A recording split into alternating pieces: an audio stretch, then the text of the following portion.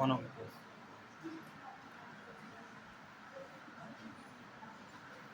Good afternoon.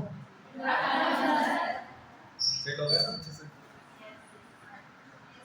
आपके इसमें एक काफी वो थोड़ा पार्ट है, काफी लेंदी पार्ट है, जिसमें तकरीबन 30 चैप्टर्स हैं। ठीक है, 30 तो मैं ये मानता हूँ कि ज़्यादातर हो सकता है कि इसमें से आपके क्वेश्चंस आए। ठीक है, और काफ़ी कुछ चीज़ें ऐसी है जो कि ये पता करते हैं कि किस किस पार्ट से, किस किस पोर्शन से कितना कितना आता है एमसीक्यू के अंदर। एंट्रेंस एग्जाम के अंदर क्या होता है कि सेट होता है कि इस सेट के अंदर जितना आता है, इसके अंदर जितना आता है, परसेंटेज होता है कितने क्वेश्चन इसके अंदर से आएंगे। तो वो हम बाद में जाके जाके देख लेंगे कितना क्या होगा। वैसे पढ़ना सभी है, लेकिन आखिरी में जाके फोकस जो करना, मेन फोकस हमारा कि ज़्यादा नंबर हमें लेना है। जितना ज़्यादा आप नंबर ले सकते हो ना, उतना ले लो।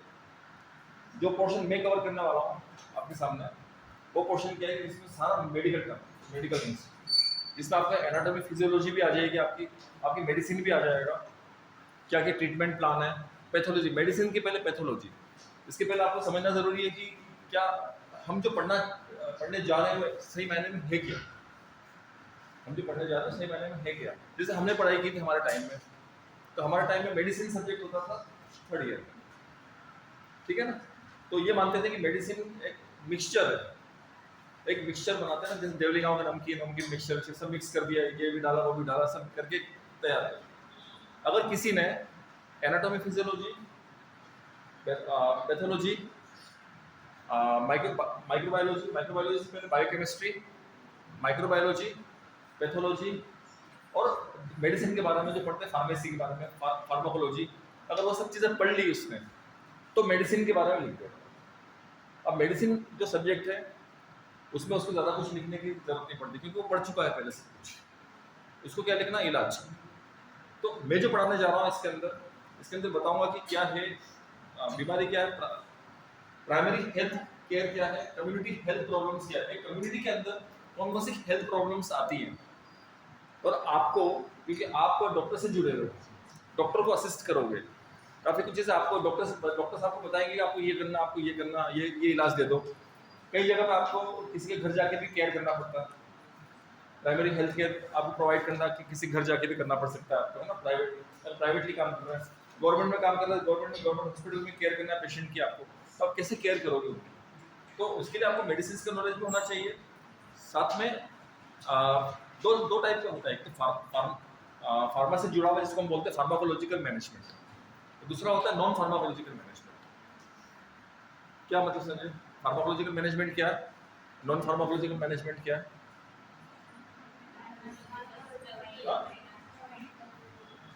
क्या होता है फार्माकोलॉजिकल मैनेजमेंट? मेडिसिन के बारे में। फार्मा है मतलब उस पेशेंट को सिर्फ और सिर्फ मेडिसिन से ही सही किया जाए, मेडिसिन देकर ही हम सही करेंगे, मेडिसिन के अलावा नहीं होगा। और नॉन फार्माकोलॉजिकल मैनेजमेंट मतलब दवाइयों के अलावा, वो से बोलते हैं कि दवाइयाँ मत खाओ, बिना दवाइयों के भी सही हो जाओ। तो कुछ चीज़ें ऐसी होती है जो हम बिना दवाइयाँ देते हुए सही हो सकते हैं। तो फार्माकोलॉजिकल और नॉन फार्माकोलॉजिकल मैनेजमेंट आता है, वो हम सब पढ़ेंगे इसके अंदर। या मैं ये कह सकता हूँ कि होम रेमेडीज, घर के नुस्खे होते हैं ना, घर के नुस्खे कि घर में ये दे दो, घर में ये चीज़ है पढ़िए। आपके किचन में काफ़ी कुछ चीज़ें ऐसी जो कि आप काफ़ी बीमारियों का इलाज किचन में पढ़ो, किचन में रखा है आप। अब बस आपको पता होना चाहिए कि कौन सी चीज़ से कौन सी बीमारी का इलाज होता है। ठीक है, अदरक है, करती है अदरक खांसी का, लौंग, अदरक, काली मिर्च, क्या है ये नॉन फार्माकोलॉजिकल मैनेजमेंट। आपने मैनेज कर लिया बहुत सारी चीज़ें, हम ये चीज़ पढ़ेंगे इसके अंदर। तो आज मैं जो टॉपिक लेना जा रहा हूँ वो रेस्पिरेटरी प्रॉब्लम्स क्या होती है, और रेस्पिरेटरी प्रॉब्लम्स को कम्युनिटी लेवल पे हमें कैसे हैंडल करना है, कैसे मैनेज करना है।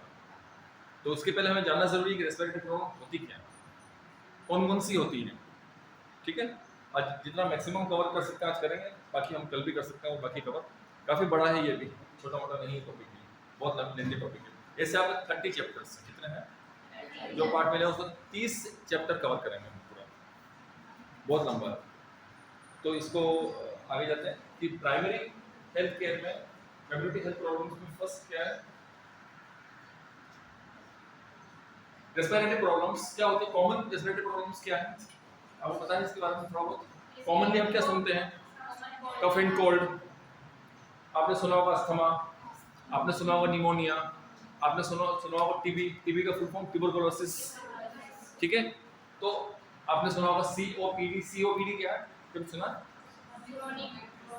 Chronic pulmonary bronchitis, chronic obstructive pulmonary disease. देखो कुछ शब्द ऐसे हैं जो बेसिक हैं, एक आधार है, फाउंडेशन है इन सब चीज़ों का। फाउंडेशन मतलब ये चीज़ मैं अगर बच्चों को पढ़ाता हूँ तो मैं इंट्रो में रखता हूँ, 4 से 5 दिन मेरी इंट्रो की ही क्लास रहती है। अगर आज मैं किसी को पढ़ाता हूँ एनाटॉमी फिजियोलॉजी तो मैं इंट्रो ही पढ़ाऊंगा पहले 4 से 5 दिन, 6 दिन इंट्रो में ले लूँगा। इंट्रो बहुत बड़ा है पार्ट, पहले समझाए कि आधार क्या फाउंडेशन क्या है, ठीक है। तो पल्मोनरी, पल्मो मतलब लंग्स, अगर पल्मो अगर बात करें हम तो किससे जुड़ा हुआ है, लंग्स से जुड़ी बात कर रहा हूँ। कार्डियो मतलब हार्ट, ठीक है। न्यूरो मतलब नर्वस सिस्टम, नर्वस सिस्टम जो हमारे हैं नर्व है ना, इसकी बात करें तो न्यूरो। ऑस्टियो मतलब हड्डी से जुड़ी, हड्डी होते डॉक्टर होते हैं, ऑर्थोपेडिक सर्जन होते हैं ना, ऑर्थो है ना, ऑर्थोपेडिक सर्जन होते हैं। तो इस तरह से तो ये कुछ चीज़ें ऐसी जो आपको पता होना चाहिए, ठीक है। तो मैं पल्मो की अगर बात करूँ, पल्मोनरी, पल्मो तो मतलब कि मैं किसकी बात कर रहा हूँ, लंग्स की बात कर रहा हूँ। लंग्स के साथ साथ पल्मोनरी जुड़ा हुआ तो पूरा रेस्पिरेटरी सिस्टम, सिर्फ लंग्स नहीं, लंग्स के साथ पूरा रेस्पिरेटरी सिस्टम, जिसको हमने 2 भागों में मेनली डिवाइड किया, बांटा है। कितने बांटा है? 2 भागों में। एक होता है ऊपर का अपर और एक। अब ये देखते हैं एज ए डॉक्टर हम देखते हैं कि इन्फेक्शन पेशेंट को किस में है, अपर में है या लोअर में। अपर है मतलब सिंपल खांसी हो रही है, कोल्ड एंड कफ है, नॉर्मल खांसी चल रही है उसको, और अगर पेशेंट बोलता है कि नहीं बहुत पुरानी नहीं है, एक चीज़ और है इसके अंदर आगे आने वाली है, इंट्रो इसका है, अक्यूट एंड क्रोनिक। शायद मैंने बताया था परसों आपको, अक्यूट एंड क्रोनिक। कोई बीमारी अक्यूट है, कोई बीमारी क्रोनिक है। क्या मतलब है अक्यूट का? अक्यूट मतलब कि ये मानते हैं हम मेडिकली कि 15 दिन से कम की है, उसका जो ड्यूरेशन है जब से बीमारी शुरू हुई 15 दिन से कम है तो हम उसको मानते हैं अक्यूट, और अगर कोई बीमारी 15-20 दिन से ज़्यादा है तो क्रॉनिक। मैं सब इतना जानना चाहता हूँ कि आपने ब्लड के बारे में पढ़ा है, थोड़ा बहुत जानते हो? कौन जानते हो थोड़ा ब्लड के बारे में? WBC, RBC जानते हो ना? WBC कौन कौन सी होती है? WBC कौन कौन सी होती है? नहीं पता? वो अलग टॉपिक है, उसको बाद में ले लेंगे। नहीं पता तो छोड़ दीजिए, कोई दिक्कत नहीं है ना। सही मायने में क्या होता है कि अक्यूट और क्रोनिक जो डिसाइड करते हैं, तो अक्यूट में जो WBC आगे रहकर आती हैं, फर्स्ट WBC क्या है? हमारा आर्मी, हमारी आर्मी है जो किससे लड़ रही है? बीमारी से लड़ रही है। बीमारी मतलब माइक्रो ऑर्गेनिज्म से लड़ती है, साथ साथ किससे लड़ती है? हमारे शरीर के बाहर की चीज, मतलब फॉरेन हमारे देश का है तो देश बोलते हैं देशी है, विदेशी। शरीर से बाहर से कोई सी भी चीज़ अगर आ गई तो वो क्या कहलाता है? फॉरेन का, फॉरेन पार्टिकल्स है। और जो भी चीज़ अगर शरीर के अंदर जाएगी सीधे हमारी आर्मी सक्रिय हो जाएगी, हमारी आर्मी एक्टिवेट हो जाएगी। अब ये आर्मी ऐसा तो नहीं होता है ना, एक देश में हम देखते हैं ऐसा तो नहीं होता है सारी आर्मी एक साथ ही लड़ने चली जाती है। यार पहले नॉर्मल चीज़ है तो कौन संभालेगी? लोकल पुलिस संभालेगी। लोकल पुलिस के बाद फिर वो मामला थोड़ा और आगे जाएगा, फिर आगे जाते फिर आर्मी आएगी। या पहले से ही लगा दोगे कमांडो को, आर्मी को, जाओ झगड़ा हो रहा है आर्मी भेजो, नहीं होता है ना। ऐसे ही हमारे सिस्टम में सेम टू सेम हमारे सिस्टम में होता है। और हमारे सिस्टम में क्या होता है कि फर्स्ट जब भी बैक्टीरिया का इन्फेक्शन होगा तो हमारे सबसे पहले सक्रिय होंगी न्यूट्रोफिल। मैं क्यों बता रहा हूँ आपको? अब सोचो सर ब्लड में चलेगा, ब्लड पढ़ा रहे हैं, मैं ब्लड नहीं पढ़ा रहा हूँ, मैं आपको अक्यूट और क्रोनिक का मतलब समझा रहा हूँ। आगे इसी में आने वाला है अक्यूट क्या होता है, क्रोनिक क्या होता है। क्यों हमने अक्यूट कहा, क्यों क्रोनिक कहा? ऐसा क्या दिखा हमें? हमने डिसाइड कर लिया, पेशेंट बोल रहा है, पेशेंट सही से नहीं बता पाया, हम कैसे करेंगे? हम ब्लड टेस्ट करवाएंगे। उसका क्या करवाएंगे? हम ब्लड टेस्ट करवाएंगे। लगता है कि 3-4 दिन 5 दिन में बीमारी नहीं जा रही, डॉक्टर क्या करें? CBC करवाओ, कंप्लीट ब्लड काउंट करवाओ, सीबीसी में सब सारे रिपोर्ट आ जाते हैं। सीबीसी में क्या क्या आता है? Total TLC and DLC, total leucocyte count बोलते हैं। डब्ल्यूबीसी को क्या बोलते हैं? ल्यूकोसाइट बोलते हैं ना। तो टोटल ल्यूकोसाइट काउंट, जिसमें हमारी कितनी डब्ल्यूबीसी है ब्लड के अंदर, पूरा इसका काउंट आ जाता है, ठीक है। और डीएलसी में क्या होता है? डब्ल्यूबीसी में जितनी डब्ल्यूबीसी है उसमें से कौन कौन सी मिल रही है उस वक्त, जिस वक्त हमने ब्लड लिया उस वक्त हमें कौन कौन सी डब्ल्यूबीसी मिली, तभी तो डिसाइड होगा कि ये कितना लंबी बीमारी चली आ रही है। समझ में आया? तो डब्ल्यूबीसी में वैसा होता है कि सारी डब्ल्यूबीसी एक साथ नहीं आती है। पहले फर्स्ट आएगी न्यूट्रोफिल, सारा काम न्यूट्रोफिल करे, सबसे ज्यादा काम न्यूट्रोफिल का। उसके बाद न्यूट्रोफिल के बाद अगर आपको एलर्जी होती है एलर्जी अलग अलग तरीके की, दवाइयों से एलर्जी होती है, दस्त से एलर्जी होती है ना, किसी को खुशबू से एलर्जी होती है, स्मेल से एलर्जी होती है, किसी को कुछ खाने से एलर्जी हो जाती है, हवा से एलर्जी हो जाती है ना, मधुमक्खी ने काटा उससे एलर्जी हो गई, है ना। अब एलर्जी में क्या होगा? एलर्जी होगी तो वो तो आपकी जान लेके, कई बार लाइफ लेके चली जाती है, जान लेके चली जाती है एलर्जी, जान लेके जाती है एलर्जी। तो क्या हो रहा? हमें जान बचाना है उसका। अगर किसी को बैक्टीरियल इन्फेक्शन है तो वो तुरंत जान लेके नहीं जाएगा, पेशेंट अपनी जान से नहीं जाता है, वो जिंदा है, सिर्फ इन्फेक्शन हुआ उसको। लेकिन अगर मान लो एलर्जी हुई तो वो जान लेके चली जाएगी एक घंटे 1.5 घंटे के अंदर। कितना? 1 से 2 घंटे के अंदर जान चली जाएगी। कैसे? जैसे मान लो आपने सुना होगा किसी किसान खेत पे काम कर रहा है और काफ़ी मधुमक्खियों ने उसे काट लिया। अभी 2 से 3 दिन पहले न्यूज़पेपर में आया था कि नांदेड़ गए थे गुरुद्वारा दर्शन करने के लिए, आए थे, पेपर पढ़ते हो, नांदेड़ गुरुद्वारा दर्शन करने के लिए गए थे और लौट रहे थे वापस पंजाब से नांदेड़ गए थे, महाराष्ट्र। लौटते हुए रास्ते में कहीं रुके चाय पीने के लिए और वहाँ मधुमक्खियों ने अटैक कर दिया, उसमें से 1 या 2 की डेथ हो गई। हॉस्पिटल लेकर गए, पता चला डेथ हो चुकी है। क्या होगा? Allergy crash. और उस वक्त हमारी बॉडी में क्या सक्रिय होता है? इयोसिनोफिल। न्यूट्रोफिल तो है, कौन सक्रिय होते हैं? फटाफट इयोसिनोफिल। बहुत जल्दी से आएंगे, बहुत ज़्यादा तेज़ी से आएंगे और आके अपना काम करेंगे जितना कर सकते हैं। नहीं कर पाएंगे तो फिर हमें दवाई देनी पड़ती है। तो ये चीज़ आती है। उसके बाद फिर आएंगे, अगर बीमारी बहुत लंबी चले आ रही तो फिर मोनोसाइट और लिम्फोसाइट आते हैं। तो अगर लंबी बीमारी है तो क्रॉनिक, और 15 से 20 दिन से ज़्यादा हो चुकी है तो पेशेंट के ब्लड में, जब ब्लड रिपोर्ट हम देखते हैं तो ब्लड के अंदर हमें क्या मिलता है? मोनोसाइट और लिम्फोसाइट मिलते हैं। अगर ये दोनों मिले तो पक्का होती है कि बीमारी अभी की नहीं है, तो लंबी चली जाती है। तो फिर हम क्या करते हैं? फिर हम एंटीबायोटिक हायर डोज देते हैं। वो एंटीबायोटिक देते हैं जो कि उस बीमारी को ख़त्म करें, कि बीमारी तो नॉर्मल एंटीबायोटिक से तो लंबी चली आ रही है, तो हम क्या देते हैं? उसको हायर एंटीबायोटिक देते हैं जिससे बीमारी खत्म हो। ठीक है। तो अक्यूट ऐसे डिसाइड करते हैं कि अक्यूट क्या है, क्रोनिक क्या है। पेशेंट ने तो बोल दिया आके कि मैं तो, कई बार पेशेंट बोल देते 15 दिन से चली आ रही, 20 दिन से चली आ रही खांसी, बोलता है 25 दिन से चली आ रही खांसी, तो मान लेते हैं ठीक है बहुत लंबा है। अगर लंबी खांसी है तो हम इसको चेस्ट क्या करवाते हैं? चेस्ट एक्सरे करवाते हैं, चेस्ट एक्सरे करवाते हैं। करवाने के बाद फिर डिसाइड करते हैं कि क्या है, एक्सरे में क्या दिख रहा है। तो एक्सरे में जो दिखता है उससे भी डिसाइड होगा कि ये जो है रेस्पिरेटरी प्रॉब्लम कौन सी है, अपर वाली है या लोअर। अगर वो लंग्स तक पहुंच चुकी है, लंग्स में अगर हमें एक्सरे में दिखता है कुछ, तो क्या हो गई? लोअर। वो लोअर जा चुकी है। फिर एंटीबायोटिक अलग हो जाती है, दवाइयाँ हम अलग देते हैं, चेंज करते दवाइयाँ, क्योंकि अपर वाली दवाइयाँ अलग होती है, लोअर वाली दवाइयाँ अलग होती है। शुरू में हाई डोज दे दिया पेशेंट को, नहीं चलेगा, फिर हाई से लो भी नहीं आ सकते, फिर हाई से और हाई जाना पड़ेगा, क्या करोगे आप?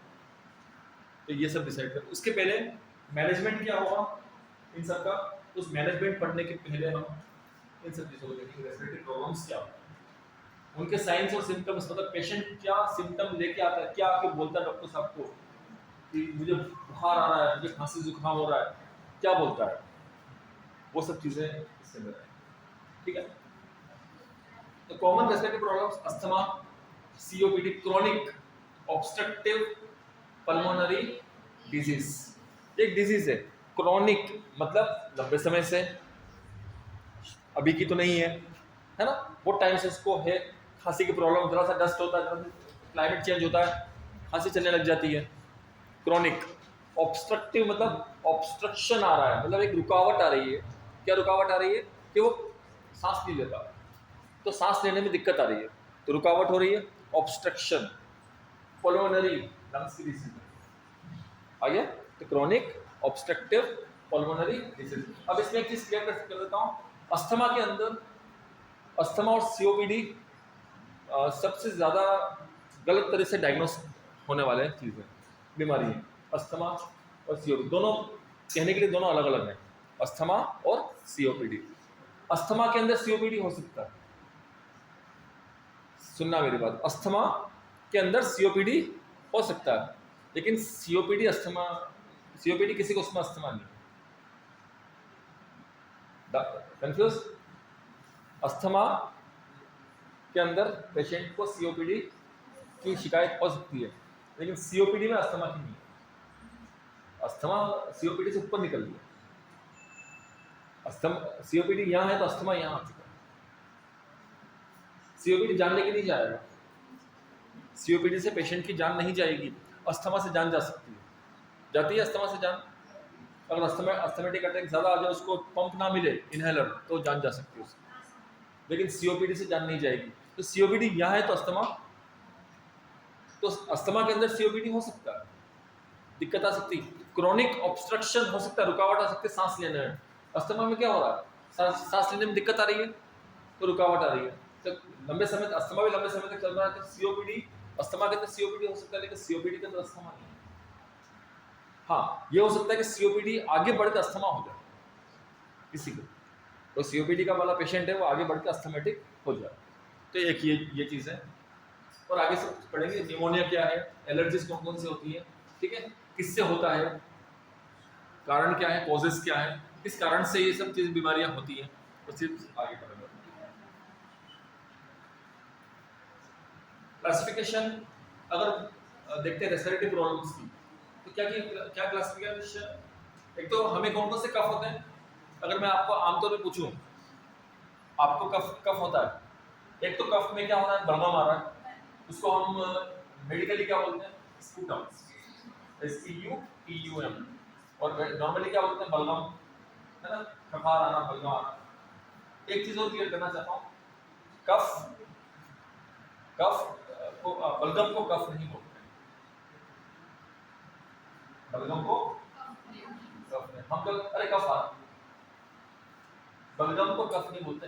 कफ तो एक वर्ब है, क्रिया है, कफिंग, खांसना, है ना, और बलगम अगर आता है उसको बलगम को हम बोलते हैं स्पूटम। क्या बोलते हैं, क्या करना। अब आप इस फील्ड में आ चुके हैं तो आपको पता होना चाहिए कि कफ का हिंदी में नाम बलगम नहीं है, नाउन नहीं है कफ, क्या है, वर्ब है। याद रखना इस चीज को, है ना। अभी ये मत बोला मुझे कफिंग हो रही है, कफ आ रहा है, कफ आता नहीं है, कफिंग होती है, आता है बलगम, स्पूटम आता, ये चीज याद रखना, है ना। मेडिकल बहुत सारी चीजें जो कि आपके दिमाग में होंगी, हम गलत बोलते हैं, तो उसको सही करना है, ठीक है। तो आपको किस तरह का आता है कफ,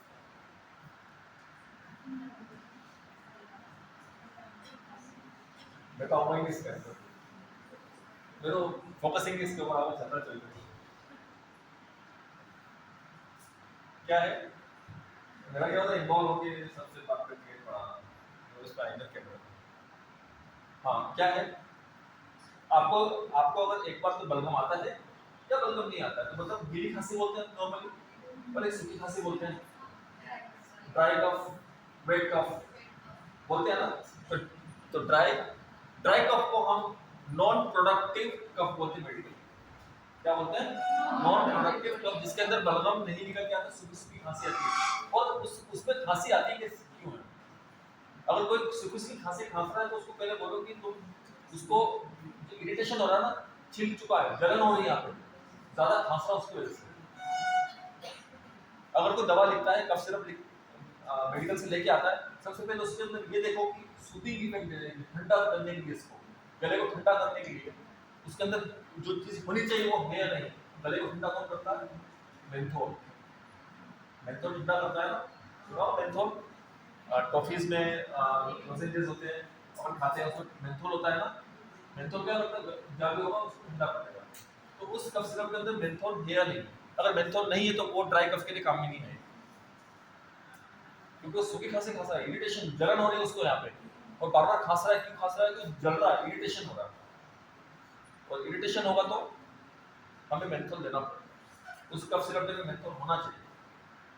क्लियर? ड्राई कफ, तो ड्राई कफ क्या टिकी होता है, टिकिंग, और डज नॉट, इंग्लिश शब्द को जो हिंदी में बताता हूँ सर, है ना, और डज नॉट प्रोड्यूस म्यूकस। अब इसमें अगर मैं बात करूँ आपको, म्यूकस हमारा सलाइवा जो बनता है, थूक, थूक क्या है? थूक को हम बोलते हैं सलाइवा भी बोलते हैं मेडिकली, और वो क्या, म्यूकस की क्या है, म्यूकस। आपको पता है म्यूकस किस किस से मिलकर बना हुआ है? म्यूकस किससे मिलकर बना हुआ है?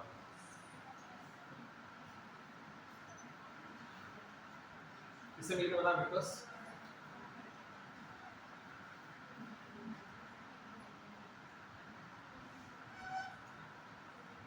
किससे मिलकर बना म्यूकस?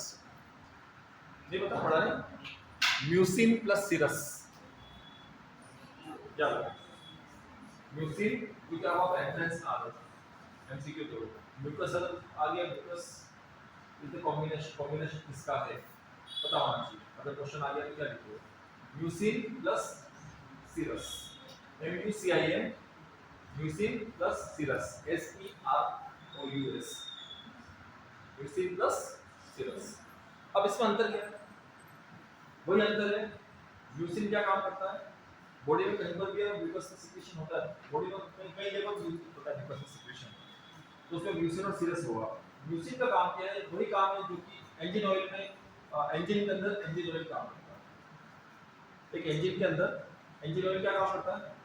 लुब्रिकेशन, चिकनाट देना इंजन को, जिससे कि इंजन गर्म ना हो, चलने के दौरान गर्माहट ना हो, ये काम करता है। वही काम, घर्षण ना हो, फ्रिक्शन ना हो, घर्षण ना हो, ये काम कौन करेगा? म्यूसिन करेगा। म्यूसिन का और कुछ काम नहीं, सिर्फ लुब्रिकेशन करना।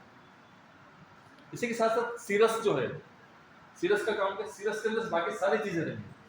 एंजाइम है तो वो सिरस के अंदर है, इम्यूनोग्लोबुलिन्स जो होते हैं, जो हमारी डिफेंस मैकेनिज्म एक और है हमारा बड़ा, IgA, IgG, IgM, इम्यूनोग्लोबुलिन्स, ये भी WBC के साथ हमारी लड़ती हैं। और क्या है ये ग्लोबुलिन्स? क्या है ये? प्लाज्मा प्रोटीन है, पढ़ा होगा कभी। ब्लड, ब्लड किससे मिलकर बना है? ब्लड सेल से मिलकर बना है, और ब्लड प्लाज्मा, ब्लड प्लाज्मा से मिलकर बना है। ब्लड के दो है ना, अगर ब्लड का हम देखते हैं तो ब्लड में दो हिस्से हैं, एक तो ब्लड प्लाज्मा है और एक ब्लड सेल्स है। ब्लड की कोशिकाएं, ब्लड की कोशिकाएं कौन सी है? RBC, WBC और प्लेटलेट। ब्लड प्लाज्मा में क्या है? प्रोटीन है, तब बड़ा है प्रोटीन है, और प्रोटीन्स में कौन सा होंगे? एल्ब्यूमिन, ग्लोबुलिन और फाइब्रिनोजेन। एल्ब्यूमिन, ग्लोबुलिन और फाइब्रिनोजेन। एल्ब्यूमिन का अलग काम है, तो उसमें से सेकंड जो वाला ग्लोबुलिन, उसका काम ये है कि इम्यूनोग्लोबुलिन्स जो है हमारी बॉडी में उसको बनाना। ठीक है, ग्लोबुलिन जो प्रोटीन है ना, उसका काम क्या है? इम्यूनोग्लोबुलिन को बनाना। और फाइब्रिनोजेन का काम क्या है? ब्लड को का थक्का जमाना, ब्लड क्लॉटिंग, रक्त का जो थक्का जमता है वो कौन करता है? फाइब्रिनोजेन। ठीक है, तो ये सब चीजें हैं। ठीक है, अब वेट कफ में क्या है? वेट कफ में आपको बलगम आएगा, स्पुटम आएगा, म्यूकस होगा, फेल्गम भी बोलते हैं इसको, क्या बोलते हैं? फेल्गम भी बोलते हैं। ऑफन कॉज्ड बाय इन्फेक्शंस, और ये ज्यादातर किससे होता है? ब्रोंकाइटिस, आइटिस, है ना। आइटिस शब्द जहां पर भी लग जाए इसका मतलब क्या होता है? इन्फ्लेमेशन। क्या होना? इन्फ्लेमेशन से मैडम ने बताया था, मैं सुन रहा था उस टाइम। इन्फ्लेमेशन, इन्फ्लेमेशन में क्या होगा? स्वेलिंग होगी। 5 साइन है इन्फ्लेमेशन के, 5 साइन है। स्वेलिंग, रेडनेस, हाई टेम्परेचर, ठीक है, और टेंडरनेस। टेंडरनेस अभी सुना था ना कुछ देर पहले, क्या होता है टेंडरनेस? क्या होता है? खिंचाव भी, और हाथ ना, पेशेंट को अगर टच करते हैं, पेशेंट क्या बोलता है? तो सब दर्द हो रहा। क्या होता है? बोलता है सर हाथ दबाए, दर्द हो रहा। जहाँ स्वेलिंग होती है अगर आप हाथ लगाते हो क्या होगा? टेंडरनेस, टेंडरनेस ऑन परकशन, मारने पे टक टक मारने पे दर्द होना, परकशन करना, पीओपी दर्द होना पेशेंट, ठीक है। दूसरा टेम्परेचर उसका जिस जगह पे स्वेलिंग है और इन्फ्लेमेशन है, टेम्परेचर उसका बॉडी के बाकी जगह से हाई, थोड़ा सा बढ़ा हुआ टेम्परेचर, ये सब चीज़ें इन्फ्लेमेशन की होती है। तो आइटिस जहाँ लग जाए, ये शब्द आइटिस कहीं पर भी लग जाए, मतलब कहीं पर भी आइटिस लगा, मतलब ये मान के चलिए कि इन्फ्लेमेशन उस जगह। हेपेटाइटिस, हिपेटो किसको बोलते हैं, लीवर, हिपेटिक लीवर है ना, और हेपेटाइटिस लीवर में इन्फ्लेमेशन, और ये हेपेटाइटिस मेडिकल शब्द है, क्या है, मेडिकल, और उसका इंग्लिश में क्या है, जॉन्डिस, हिंदी में क्या है, पीलिया,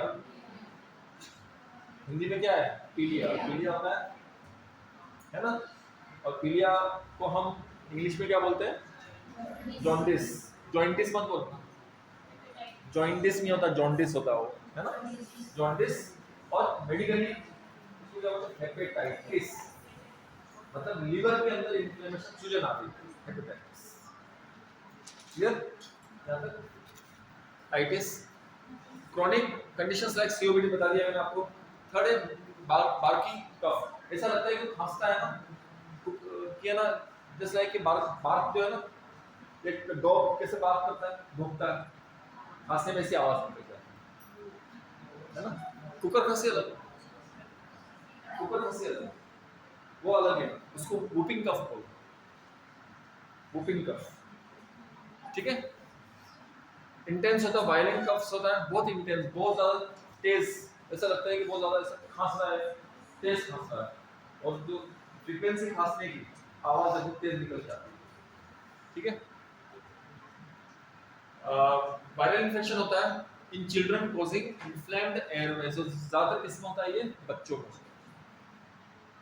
बच्चों में ज्यादातर होता है, और जो एयर पैसेज है, ये फेरिंक्स, लैरिंक्स, ट्रेकिया, ब्रोंकाई, ये एयर पैसेज, ठीक है। एयर पैसेज में सूजन आता है, और सूजन आने की वजह से जब हवा निकल के आती है सांस लेने, तो इस तरह साउंड आता है, आवाज के साथ ये जैसे कि बात करता हूँ, ठीक है। नेक्स्ट है वूपिंग कफ, इसको पर्ट्यूसिस भी बोलते हैं, मेडिकली क्या बोलते हैं, पर्ट्यूसिस, पता होना चाहिए, डॉक्टर लिखेगा पर्ट्यूसिस तो कैसे समझ में आएगा, क्या लिख दिया, डॉक्टर मेडिकल भाषा में लिखेगा पर्ट्यूसिस, PERTUSSIS, पर्ट्यूसिस, मतलब कि वूपिंग कफ, कुकर खांसी जो आप बोलते हो, है ना, उसमें इंटेंस होता है, और ये वूपिंग साउंड निकल के आता है, कुकर खांसी, वूपिंग। क्रॉनिक कफ, कफ है लंबे समय, वो से बोलते हैं कि अगर हमें कफ होता है ना 15-20 दिन 25 दिन से ज्यादा लेके जाता है, 1 महीना लेके जाता है, सही नहीं होता, वो से बोलते हैं 2 महीने 3 महीने तक कफ चल रहा है, लगातार चलता है कफ, ठीक है। ये है अपने क्लासिफिकेशन ऑफ कफ, हमने कफ को कितने कैसे क्लासिफाई किया, कैसे बात। अब पेशेंट क्या लेकर आया, साइंस एंड सिम्टम्स क्या लेंगे, पेशेंट क्या डॉक्टर के पास क्या लेकर आया।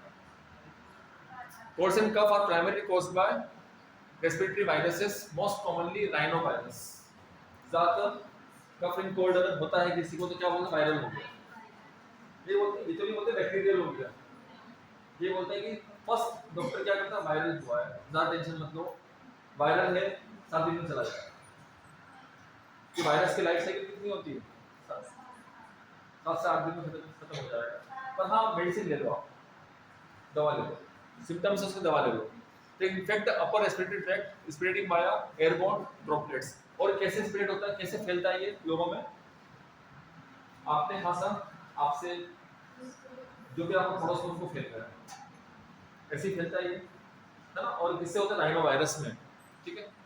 और कंटामिनेटेड सरफेस, या जो सरफेस है कंटामिनेटेड, जो भी दूषित हो चुकी है, आपने खांसा वो सरफेस, वो सतह दूषित हो चुकी है, अगर उसको अगर मैं हाथ लगाऊंगा और अगर वो मेरे कांटेक्ट में आ गया, मेरे संपर्क में आ गया, तो मुझे खांसी हो जाएगी।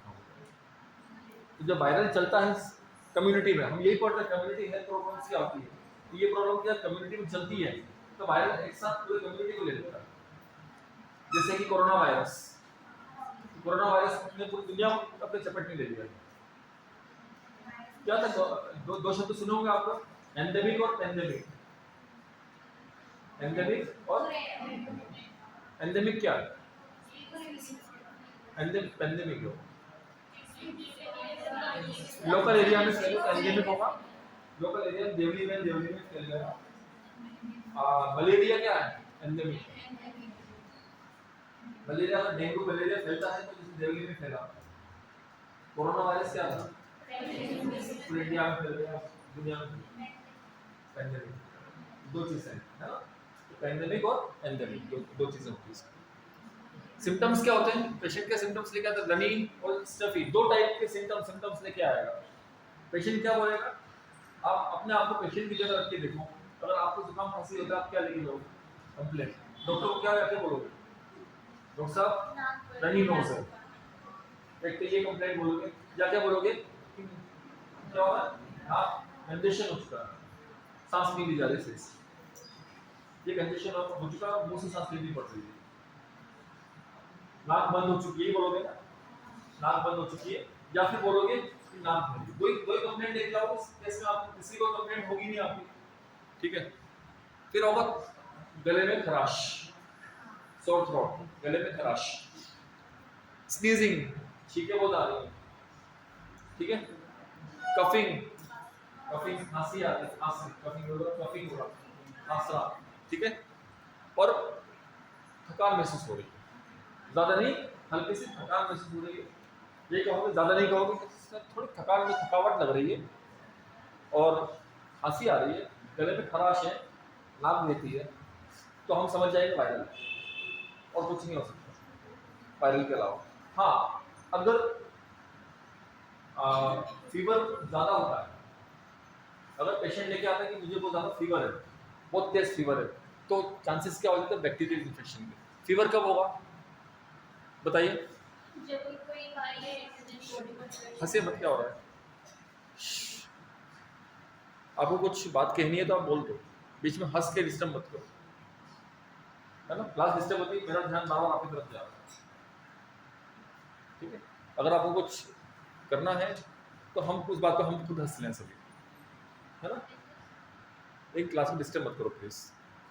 जैसे मैं जो सोच के आया इतना भंडार है मतलब बताने के, ये तो कुछ नहीं है, कम है, बहुत कुछ है बताने के लिए, उसमें से सेलेक्टेड आपको क्या क्या बताना है मुझे चुनना पड़ता है, तुरंत या खड़े मैं तय करके नहीं आया, स्लाइड्स तो बनी नहीं मेरे पास पहले से, मेरे को तय करके नहीं आया कि मुझे आपको क्या पढ़ाना है, मेरे पास बहुत सारा पढ़ाने का, बहुत कुछ है, आपकी पूरी बुक में कहीं कुछ भी पढ़ा सकता हूँ, कुछ भी पढ़ा सकता हूँ, 20 साल का पूरा भंडार है पढ़ाने, 20 साल हो गए पढ़ाता हूँ, आपको जितनी उम्र नहीं, बाकी बच्चों की उम्र नहीं होगी 20-25 साल, इतना पढ़ा चुका हूँ, इतने बच्चे निकलते, तो इतना भंडार है, तो उस भंडार से मुझे आपको क्या देना, वो लिंक टूट जाती है, अगर कोई एक शब्द लिंक टूट गया ना तो वो जो चीज़ आपको बतानी है वो चुप जाएगी।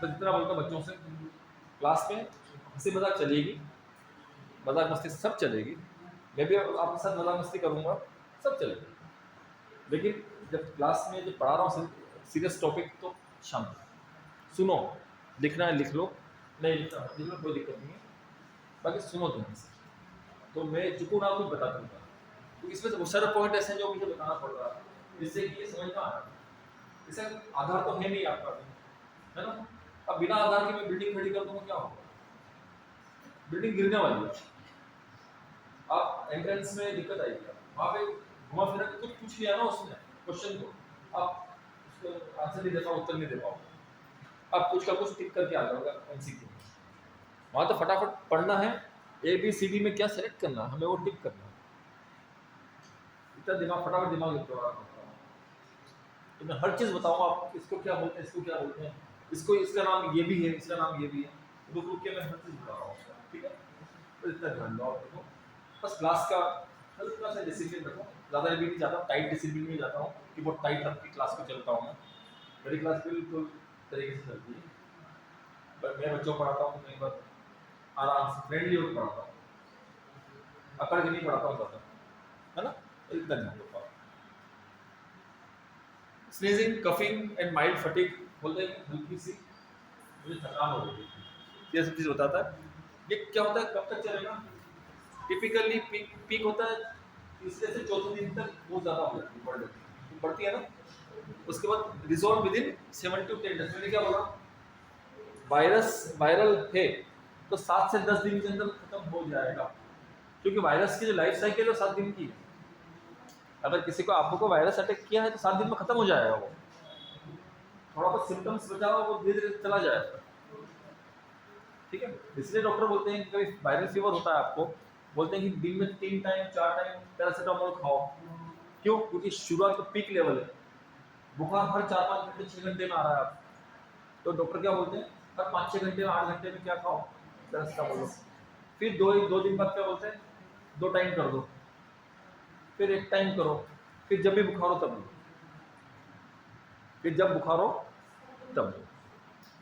ये बोलते हैं ना 5-6 से 7 दिन की दर्द में क्या बोलते हैं कि जब भी बुखार हो तब ले लो, ठीक है। इतना तो आपको पता ही सब चीजें, कोई नई बात बता नहीं रहा हूँ आपको, है ना। ये चीज है। साइन और सिम्टम्स क्या रहेंगे, कॉमन क्या है, symptoms usually appears 2 to 3 days after infection. और अगर कोल्ड एंड कफ की बात करूं तो नेजल इश्यूज क्या होंगे, नाक बंद होना, इचिंग, इरिटेशन होना, इचिंग होना, है ना। और स्टफी नोज, कंजेशन होना, नाक बंद गई ना। ज्यादातर क्या होता है रात में होता है ना, रात में सोते हैं नाक बन जाती है, जिस तरह तकिए में सरकते हैं नाक बन जाती है, और बनती एक ही है, एक खुली रहती है, दिक्कत कोई आती है। दोनों बन जाए तो चले, एक ही बनती है, मेडिकल क्या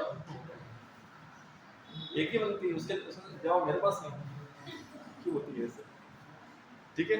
एक बन जाती है, एक से सांस लेते, इरिटेशन ना होता है, दोनों बन जाते तो मुंह से सांस लेते, एक बनती है एक खुली रहती है, दिक्कत नहीं आती। यहाँ पे 2 चीजें होने का क्या हो रही है, नेजल कैविटी 2 है, एक और एक इधर, एक में कौन सा हो गया कंजेशन हो गया और एक में रनी।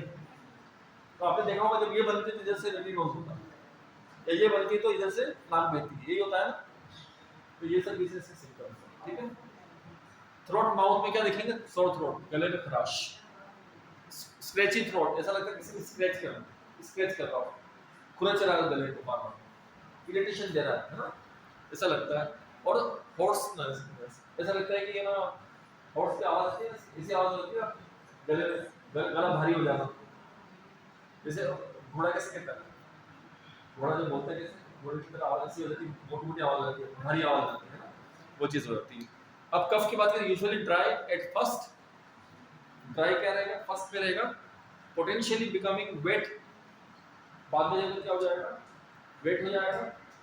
और वेट कफ क्यों होगा, म्यूकस के बनने से। पहले इरिटेशन होगा, पहले 2 दिन में क्या होगा, इरिटेशन होगा, और आपको ड्राई कफ, आपको बलगम नहीं आएगा, स्पूटम नहीं आएगा, बाद में जाने के बाद क्या गले में, तो फिर मेडिसिन चेंज करनी पड़ेगी। ये बहुत जरूरी है कि दवा देना ना ऐसे नहीं उठने की कुछ भी दे दिया, ड्राई कफ है दवा अलग हो, वेट कफ है दवा अलग हो। वेट कफ में हमें क्या करना है, बलगम जमा हुआ है उसको निकालना है, जब तक बलगम नहीं निकलेगा तब तक इन्फेक्शन खत्म होगा, तो बलगम निकालना, उसके लिए दवा पड़ेगी, आगे क्या है उसके लिए दवा निकालनी पड़ेगी। मैनेजमेंट क्या, फिर आपके इसमें ये भी आता है होम रेमेडीज, क्या घरेलू चीज़ें आप क्या दे सकते हो, आप कैसे पेशेंट की केयर करोगे, वो अपन पढ़ेंगे आगे। ऐसे है आप कैसे पेशेंट की केयर करोगे, नर्सिंग स्टाफ बन के क्या करोगे, देखभाल आपको ही करनी है, ठीक है। जनरल मेडिसिन क्या है, स्नीजिंग जनरली क्या होता है, फटीग, ठीक है, आना सब जनरली होती है। लो ग्रेड फीवर 99 100 100 के ऊपर नहीं, 100 डिग्री बना हुआ है फीवर, 101 102 तो हाई ग्रेड फीवर हो जाता है, 100 के आसपास बना हुआ बच्चों में बुखार, तो बुखार की दवा दे दो, ठीक है। एंड माइल्ड बॉडी एक, बदन में थोड़ा बहुत दर्द हो जाए, ठीक है। ये आपके सिम्टम्स है। हेड और आईज, उसमें क्या होगा, हेडेक होगा और वाटरी आईज। हमने शायद हमने पढ़ा हो, नहीं पढ़ा हो मुझे पता नहीं है, विक्स लगाने वाले जो वेपोरब जो होता है ना, विक्स वेपोरब, उसके एड में यही क्यों लगाते हैं, यहाँ क्यों नहीं लगाते हैं, यहाँ लगाते हैं, चेस्ट पे लगाते हैं, यहाँ लगाते हैं, यहाँ क्यों नहीं लगाते?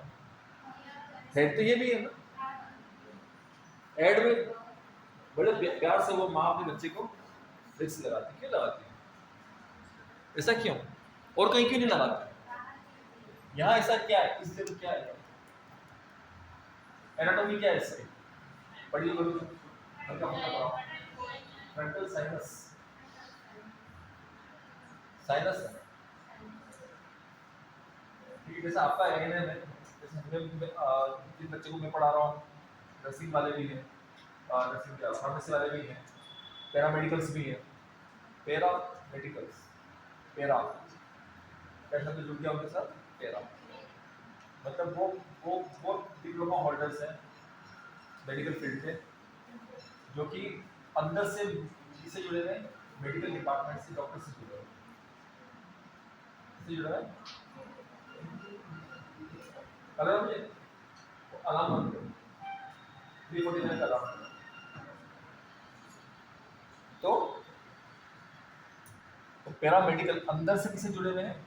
डॉक्टर से, हॉस्पिटल से, मेडिकल टीम से जुड़े हुए हैं, मेडिकल डिपार्टमेंट से जुड़े हुए हैं। अंदरूनी किससे जुड़े हुए हैं? इससे जुड़े हुए हैं। डीएमएलटी ले लो, डीआरटी ले लो, ईसीजी ले लो, ओटी ले लो, ऑप्थेल ले लो, ये सब होते हैं पैरामेडिकल्स होते हैं। ये सब अंदर से पैरामेडिकल। ऐसे ही हमारे इसमें साइनस है, paranasal sinus, frontal sinus, maxillary sinus, और दो अंदर है, इथमोइडल और स्फिनोइडल साइनस। स्फिनोइड बोन होती है ना, हड्डी के बारे में पढ़ा आपने, स्फिनोइड बोन होती है स्कल में, इथमोइड बोन होती है ना, इथमोइड बोन, वो स्फिनोइड बोन और अंदर होती है स्कल के अंदर। बाहर से कौन सी होती है? मैक्सिला, ये वाली है हड्डी, फेशियल बोन, ठीक है। फ्रंटल बोन माथा हमारा, तो ये बीच में डिवाइड है लेफ्ट और राइट। तो यहाँ पर खोखली जगह है, खाली जगह है। यहाँ पर भी देखें ना तो खाली जगह है, खोखला है, कुछ नहीं इसके अंदर। ये फेशियल में मैक्सिलर, फेशियल से मैंने फेशियल बोन, चिप बोन बोलते हैं साइलेंट। ये फेशियल बोन ही है, 14 होती है फेशियल बोन, कितनी होती है? 14 होती है टोटल। उसमें से ये मैक्सिला भी होती है, जाइगोटिक भी है। तो यहाँ पर भी खोखली जगह है, यहाँ से शुरू होकर पीछे तक जा रहा है। इसलिए जब कफ एंड कोल्ड होता है, वायरल इन्फेक्शन होता है, तो सीधे नाक में इन्फेक्शन हो रहा है, इन्फेक्शन का नेजल कैविटी में इन्फेक्शन है, वो पैरानेजल साइनस, मतलब जो साइनस है वो अंदर से नाक से जुड़े हुए हैं, तो वो इन्फेक्शन किसको देता है? साइनस को। और वहाँ अगर इन्फेक्शन दे दिया तो वहाँ पर क्या होता है? बैक्टीरिया वहाँ ग्रोथ करते हैं। बैक्टीरिया क्या ग्रोथ करते हैं? खाली जगह में, खाली जगह मिल गई बढ़िया ग्रोथ करने के लिए, उनको लिक्विड मिल गया, फ्लूइड भी मिल गया, उनको सब मिल गया खाने पीने के लिए, बढ़िया ग्रोथ करेंगे यहाँ बैठ के, यहाँ बैठ के ग्रोथ करेंगे। तो हमें क्या होता है? हेडेक होता है, हमें रेडनेस हो जाती है, यहाँ लाल हो जाता है ना चेहरा, यहाँ से रेडनेस हो जाती है। इसीलिए विक्स भी नहीं लगा, हेडेक को कम यहाँ नहीं लगा, यहाँ साइनस है। आए सब में? और ये फ्रंटल साइनस है, कौन सा साइनस है? यहाँ लगाते हैं, यहाँ लगाते हैं, यहाँ लगाते हैं, इधर लगा लो, कभी यहाँ लगा लो। सबसे बढ़िया कान भी जुड़ा हुआ होता है, यही पढ़ रहे हैं हम। इसके बाद कान भी अंदर से जुड़ा हुआ है ना, कान अपने नाक से जुड़ा हुआ, इसे कान में दबा डालते हैं तो नाक अपना मुंह में कड़वापन आता है, फेरिंग से जुड़ा हुआ है अंदर से, तो मुंह कड़वा हो जाता है हमारा, है ना, कान में दवा डालने में, कान में अंदर से जुड़ा हुआ है अपना, ठीक है। तो अगर मान लो आपको तुरंत अगर करना है तो होम रेमेडीज, घरेलू विक्स लो, यहाँ लगाओ कान की। आप पहली बार सुन रहा हूँ, कभी लगाया? कभी लगाया? नहीं लगाया ना? यहाँ लगाओ, यहाँ लगाओ नाक पे, यहाँ लगाओ, यहाँ चेस्ट, ये तो लगाते ही लगाते हैं, इतना सब लगाते ही लगाते हैं। लेकिन एक चीज़ मैं आपको नई चीज़ बताऊंगा, यहाँ लगाओ इस पे, और एक पैरों के तल पे, पैरों पे यहाँ पे इस यहाँ पे विक्स लगाओ, कंबल ओढ़ो, सो जाओ, मॉर्निंग उठ के देख लो, आपकी जो जुकाम है ना, खांसी, काफ़ी हद तक कम हो जाएगी। अगर 100% पीक लेवल पे है, सीधे 50% पे आ जाएगी। साथ में दवा तो है, तुरंत असर होगा, ये करके देखना, किसी को बहुत ज़्यादा परेशान हो रहा है, जुकाम खांसी, बच्चा भी अगर हो रहा तो बच्चों की विक्स अलग आती है, यहाँ लगाओ, कान के यहाँ पे लगाओ, इतनी गर्माहट मिलेगी कान के हाथ, क्योंकि यहाँ से भी हवा पास हो रही है, यहाँ से भी एयर अंदर जा रही है, और वो एयर सीधे कहाँ जाती है, नाक फेरिंग से अंदर से जुड़ी हुई है, ट्यूब है अंदर, सीधे यहाँ से भी ठंडी जो विक्स की जो असर है वो सीधा अंदर जाता है। यहाँ से ज़्यादा पैरों पे लगाओ, यहाँ पे लगाओ, गर्माहट देगा और ये आपको सही लगेगा एक दिन का। ये चीज़ है इसके अंदर। तो हेडेक होगा, वाटरी आइज होंगी। कॉमन कॉज किस कारण से होता है? ये वायरस, पता है ये तो वायरल है ना, कई वायरस है, और मेनली किससे होता है? Rhino virus. ठीक है, राइनो वायरस, कोरोना वायरस, आजकल कोरोना वायरस चला, पहले नहीं था राइनो वायरस। ठीक है, ट्रांसमिशन ड्रॉपलेट्स, आपने खांसा, आपने छींका, स्टॉप कर देना उसको, स्टॉप कर दो। आपने खांसा तो आपके ड्रॉपलेट्स से किसी और को, ठीक है, आपने छींका उससे आप किसी और को फैल गया। आपने छींका, छींकने में कई बार हम हाथ सामने लिया नहीं, ऐसे कभी नहीं छींकना, फिर आप ये हाथ किसी करोगे, किसी और हाथ में लगा दो, अपने आप अपने सहेलियों के साथ में लगा दो, फ्रेंड्स साथ में लगा दो, उसको हो जाएगा, ऐसे नहीं करो, हाथ में आ जाएगा।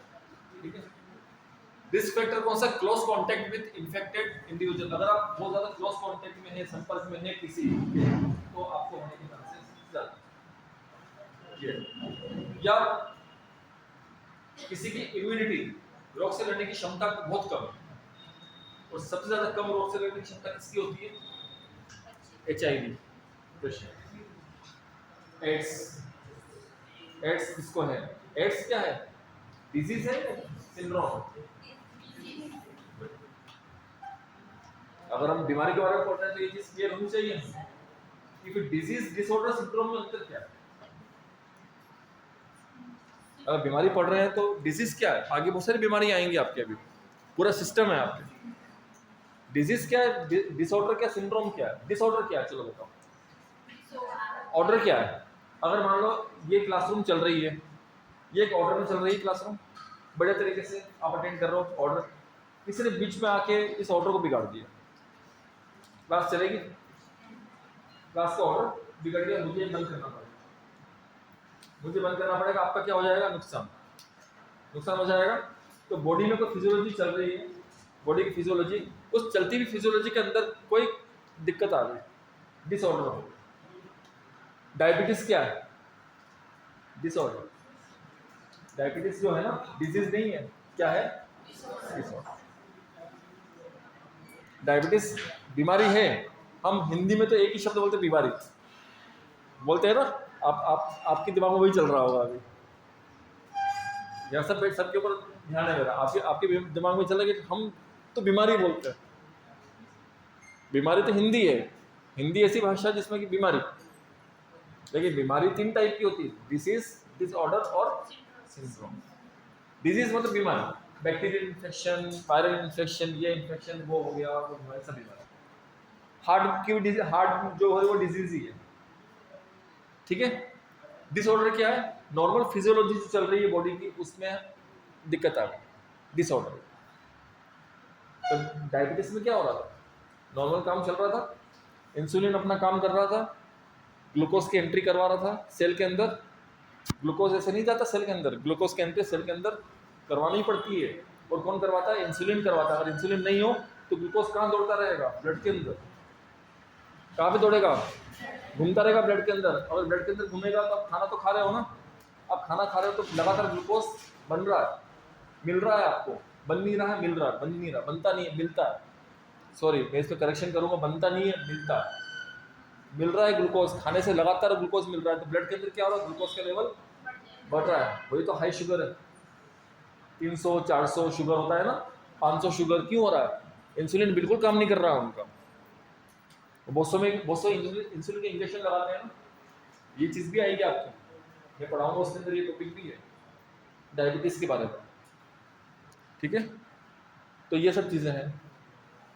अब ये कॉमन कॉज हमने देख ली, आगे अपन फिर और पढ़ेंगे, ठीक है। ये तो टाइम का है, लिमिटेड टाइम, ठीक है। और भी बहुत कुछ है उसको पढ़ेंगे।